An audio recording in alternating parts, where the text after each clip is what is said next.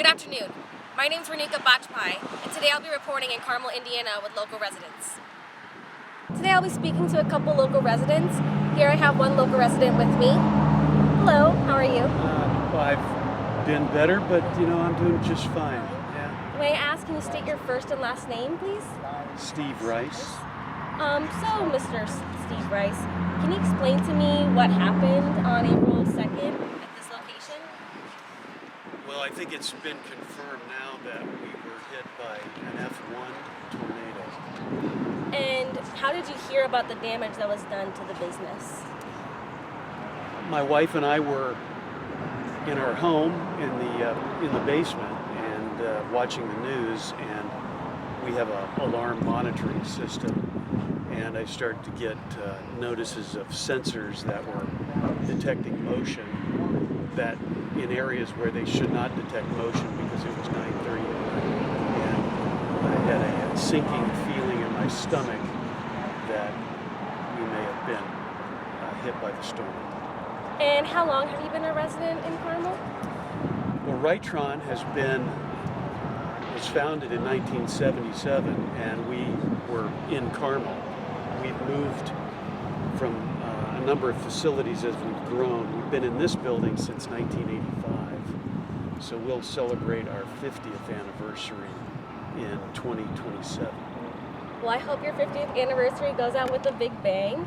How long have you been in charge of this family business? I know that you were telling me that it was started with your dad and now it's with you. What are your plans for the family business, and what do you think will change after the destruction that has happened to Rytron? Okay. Well, as I said, my dad he started the business. He was a serial entrepreneur and a Purdue electrical engineer, and started Rytron in 1977. We have, what was your other question? I forgot. Related to that. What do you think will change in terms of after the tornado with the family business? Do you see anything changing? We plan right now. We have just got out of a conference call, and repairs are being done, or prepared to be done now. We plan to be back into a production mode of shipping product again on April 14th. So we'll only have been down about 6 or 8 days. It's a real testament to the team, the people that I have working here. That's our objective, and I think that we'll come very close to beating that. As far as change, I think we're going to get a whole bunch of new offices, and we had planned to do that.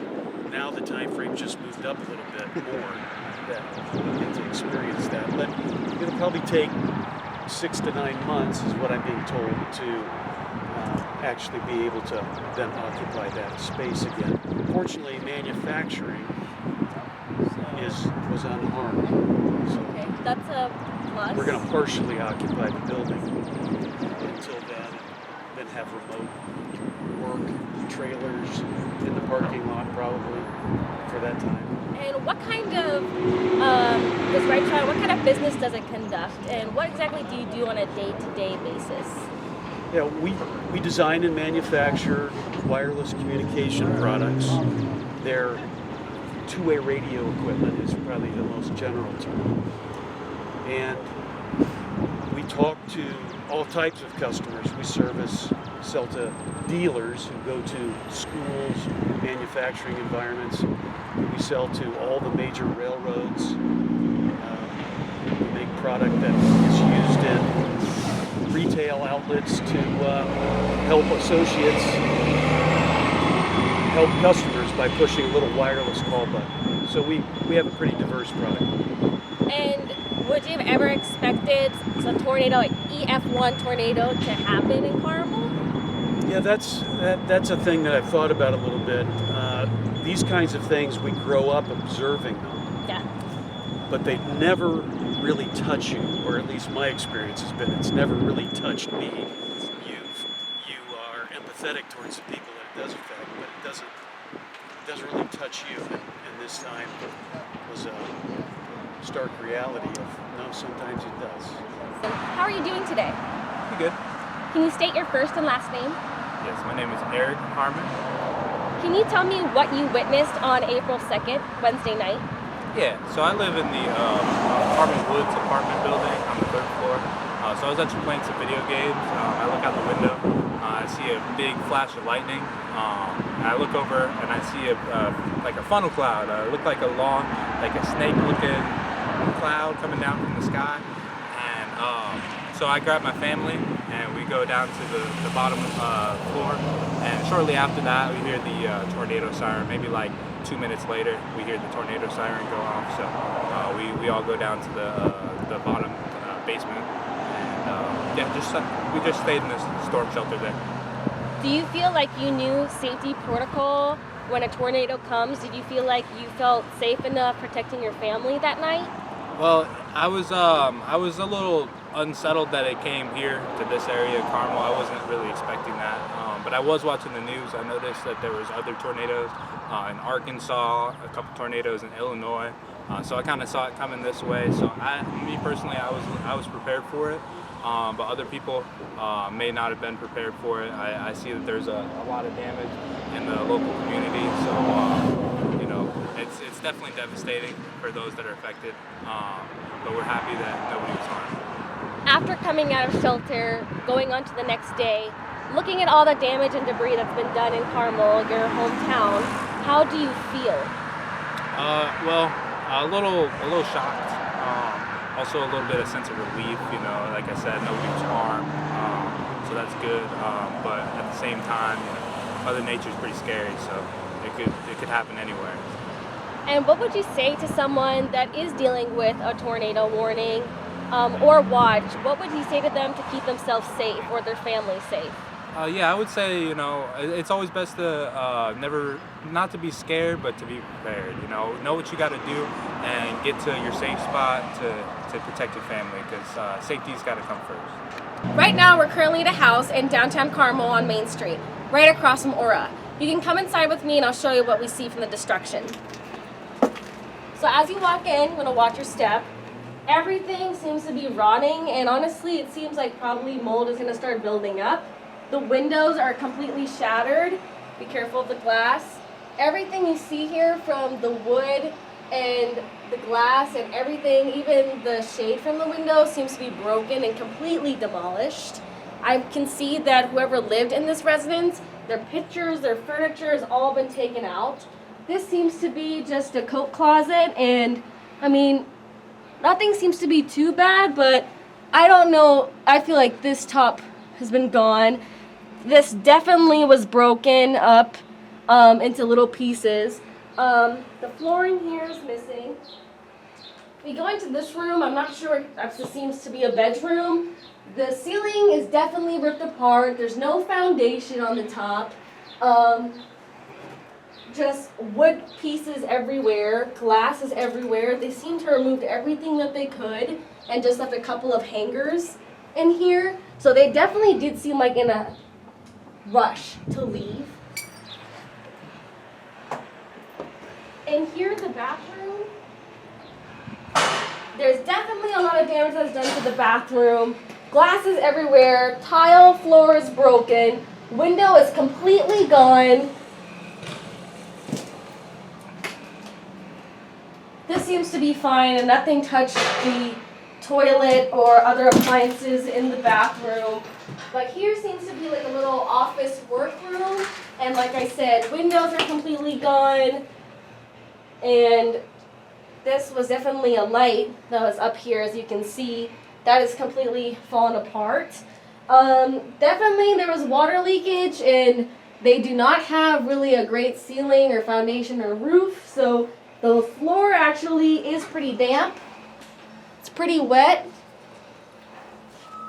This seems to be more like a formal living room ideal.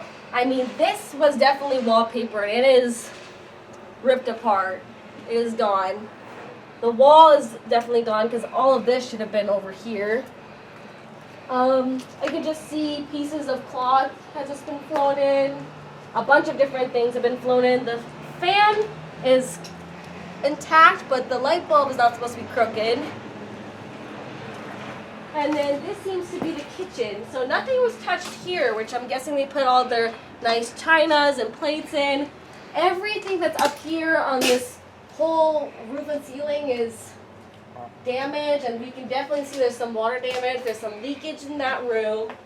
And I honestly think the tornado just went woof right here, and this dropped, surprisingly cracked, but completely destroyed.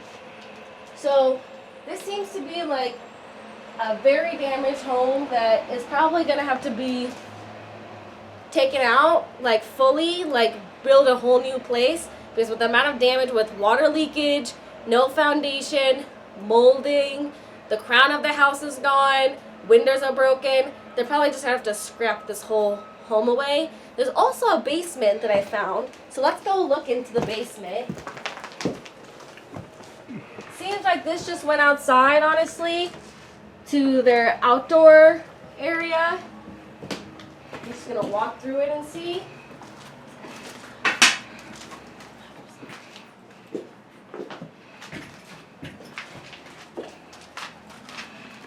Seems like they had a lot of animals down here, like dogs and cats. You can see that they left behind stuffed flamingo, a stuffed lamb, and a bunch of different toys left for their pets. Also, you can see before we entered from the basement, if you come up here, they have a pet closet with full of pet food, pet supplies, and pet medicine. Dog toys, kitty toys was all in this closet that once was their home. And they left nothing behind. So this is what a destruction could happen with the EF1 tornado right here in Carmel, Indiana, which we've never experienced before, so you can never be too careful. And when you see a tornado warning, take cover and be safe. We just entered this house. It's on Main Street, and to be honest, this is not even a door. This is just a window, a really long window, and we just came in from here. The door really is this way, and this is a newly renovated, brand new home that has been completely destructed from an EF1 tornado. So you can come in and we'll show you.